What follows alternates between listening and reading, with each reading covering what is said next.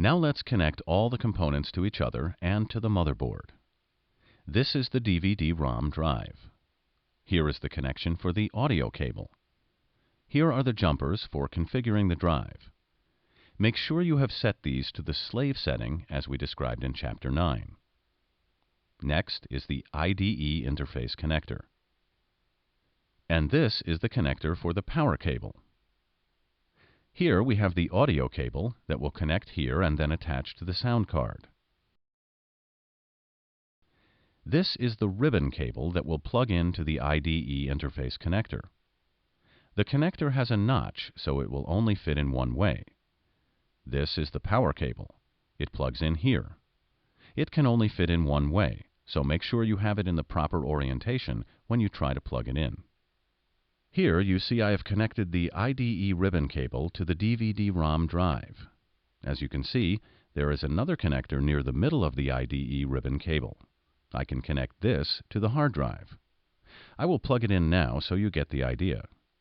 We will actually be connecting it later when I do the other hard drive connections. Now I am ready to connect the power cable to the DVD-ROM drive. The next drive I will connect is the floppy drive. This small white connector is the power connection for the floppy drive. It will connect right here. This is the floppy I/O cable.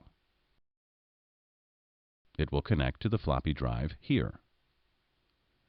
After you have connected the power cable and I/O cable to the floppy drive, we can move on to the hard drive. This is the IDE interface connector of the hard drive. You will notice it is exactly the same as the connector on the DVD-ROM drive. Here we have the jumpers for the drive. Make sure you have set these to the master setting as we described in Chapter 8. After you have connected the ribbon cable and the power cable to your hard drive, we can look at our work. Here we have the connections of the DVD-ROM drive, the audio cable, the IDE ribbon cable, and the power cable. The floppy drive I/O cable, the floppy drive power cable, the hard drive IDE ribbon cable, and finally the hard drive power cable. Now we can begin connecting the drives to the motherboard. First, we can connect the cable coming from the floppy drive to the floppy drive interface connector.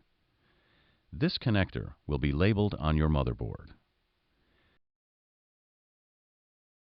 Next, we will connect the IDE ribbon cable that is attached to the hard drive and DVD-ROM drive. This needs to plug in to the primary IDE interface connector. This will also be labeled on your motherboard. Make sure the connection is nice and snug.